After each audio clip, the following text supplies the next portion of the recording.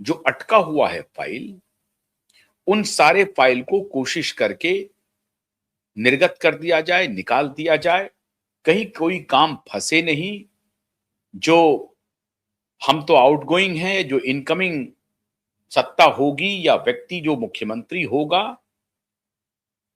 उसके ऊपर कोई ऐसी जिम्मेदारी ना आ जाए कि हमने जो काम किया है वो उसमें काफी गड़बड़ियां हैं, उसको हम सुधारें कैसे। तो या तो उसको सुधार करके ये मुख्यमंत्री स्वयं दूसरे को कुर्सी सौंपें या जिम्मेदारी सौंपें, या अगर सब कुछ सुधरा हुआ है तो वेल एंड गुड, तब तो बहुत अच्छी बात है। लेकिन आपको लगता है क्या क्या ऐसा होगा? सरकारी काम है, मुख्यमंत्री के टेबल पर सारे फाइल बिल्कुल क्लीन होंगे, ऐसा हो सकता है क्या? बहुत सारे फाइल्स ऐसे होंगे जिसकी ठीक से जांच होनी है, तहकीकात होनी है और उसके बाद मुख्यमंत्री को निर्णय लेना होगा। लेकिन ऐसा कैसे मुमकिन है कि मुख्यमंत्री के फाइल पर, मुख्यमंत्री के टेबल पे कोई फाइल हो ही नहीं, कोई फाइल विलंब से चल रहा हो, ऐसा भी नहीं हो। मतलब सारे फाइल का निपटारा हो गया हो। मतलब यह हुआ कि सारे काम जो मुख्यमंत्री को करने हैं अपने कार्यकाल में, जब तक का भी उनका कार्यकाल है, अभी तो इस्तीफा नहीं दिए हैं, क्यों नहीं दिए हैं ये सब भी मैं बताऊंगा अभी। लेकिन अभी अगर वो इस्तीफा नहीं दिए हैं, राज्यसभा की वो सांसद हो चुके हैं, अब नोटिफिकेशन जारी हो जाएगा, बल्कि हो भी गया होगा नोटिफिकेशन जारी। तो नोटिफिकेशन जारी होने के बाद 14 दिन के अंदर जो दूसरी सदस्यता है उनकी विधान परिषद की, उससे उनको इस्तीफा देना पड़ेगा, वो इस्तीफा दे देंगे। तो अभी इस वक्त उनको 31 मार्च तक तो ये फाइनेंशियल ईयर क्लोज हो रहा है, एक एक चीज का हिसाब किताब रखना है।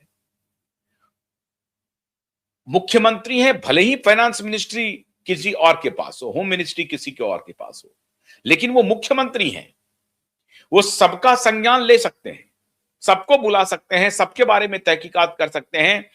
राज्य की वित्तीय स्थिति क्या है इसका संज्ञान वो बलिपूर्वक ले, बहुत बहुत मजबूती से ले सकते हैं।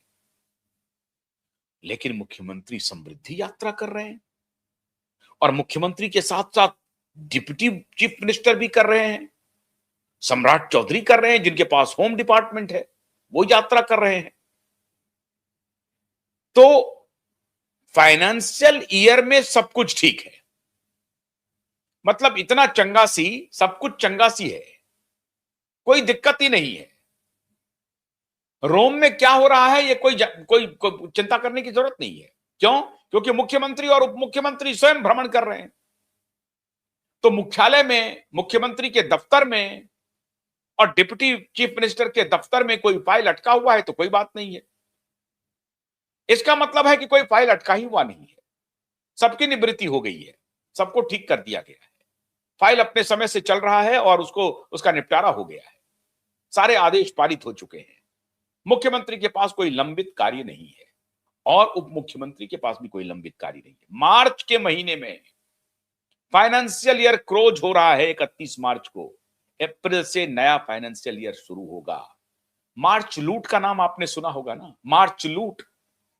नई नई सड़कें बनने लगती हैं, खरंजे बनने लगते हैं, नाली बनने लगती हैं, ड्रेनेज बनने लगते हैं, पोल के खंभे लगने लगते हैं, बिजली के बल्ब बदल दिए जाते हैं, उसको कहते हैं मार्च लूट। कि भाई ये फाइनेंशियल ईयर क्लोज हो रहा है, इसमें जितनी ठेकेदारी है उसका काम पूरा करो फटाफट और निकल लो। लेकिन इस मार्च लूट के महीने में मुख्यमंत्री समृद्धि यात्रा कर रहे हैं। मतलब इतना समृद्ध हो गया है मुख्यमंत्री का दफ्तर कि अब बिल्कुल समृद्धि यात्रा पर निकल जाओ। यहां समृद्धि में कोई विपत्ति नहीं है, कोई कोई अटकलबाजी भी नहीं है, कोई गड़बड़ी भी नहीं है, बिल्कुल समृद्ध मुख्यमंत्री का दफ्तर भी है और बिहार भी समृद्ध है। इसलिए समृद्धि यात्रा पर निकल जाओ, हर कोई समृद्ध है। मतलब हर घर में घी के दिए जल रहे हैं साहब, वहां घी के दिए जल रहे हैं और लोग बिल्कुल, अब जिसको कहते हैं लोकोक्तियां हैं, ये कोलोक्वियल शब्द हैं या वाक्य हैं, घी के दिए जल रहे हैं और हलवा पूड़ी खाया जा रहा है। तो ये मान के चलिए बिहार में हलवा पूरी चल रहा है, घी के दिए जल रहे हैं, कहीं कोई आपत्ति दिक्कत ही नहीं है। कोई गरीबी नहीं, सारे इंडेक्स पर हम आगे चल रहे हैं। ये और बात है कि सारे इंडेक्स पर बिहार सबसे पीछे है। खैर, अब उसकी चर्चा नहीं करते हैं। चर्चा करते हैं समृद्धि यात्रा मार्च के महीने में चल रही है। चलनी चाहिए, कोई बात नहीं है। अभी 20 मार्च को गवर्नर मल्होत्रा जी गए आरबीआई के, पहुंचे पटना। वो एक कस्टमरी है, एक मीटिंग्स होते रहती है। 622वां मीटिंग था बिहार में वो, और उस मीटिंग में गवर्नर साहब गए थे, मुख्यमंत्री से भी मिले, फाइनेंस मिनिस्टर से भी मिले। लेकिन चर्चा हुई मुलाकात की सबसे ज्यादा सम्राट चौधरी के साथ देश के आरबीआई के गवर्नर की मुलाकात की, कि वो सम्राट चौधरी से क्यों मिले।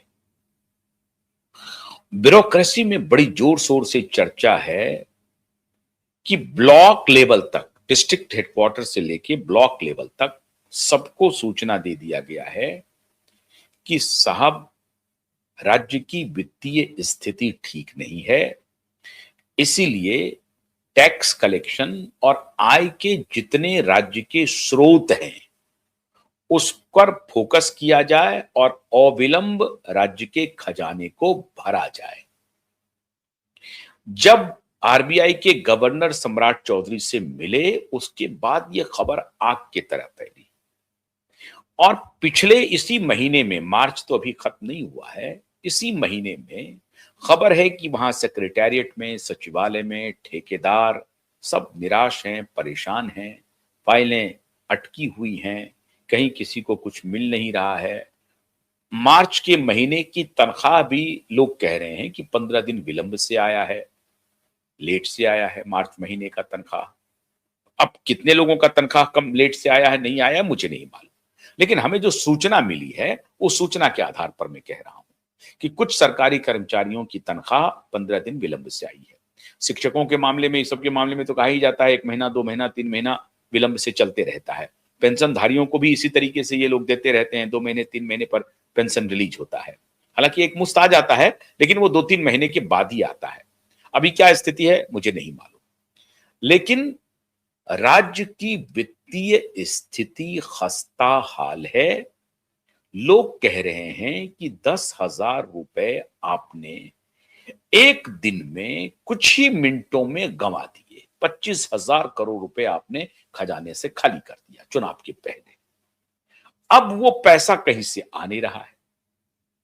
अगर मान लीजिए कि वो सरप्लस था या केंद्र का पैसा था, जो भी था, आपने लुटा दिया और आगे की किस्त जानी है, और अभी आपकी वित्तीय स्थिति ठीक नहीं है।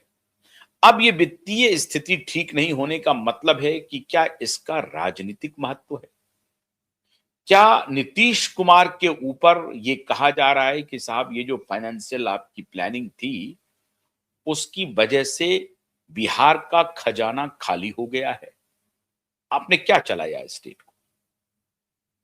तो नीतीश कुमार तो फिर कहेंगे हम तो बार बार आपको कह रहे थे कि बिहार को स्पेशल राज्य का दर्जा दीजिए, हमारे पास पैसे नहीं हैं। स्पेशल राज्य का मतलब है कि बिहार को पैसे का बड़ा मोटा पैकेज मिले और उस मोटे पैकेज से हम बिहार को चला सकें।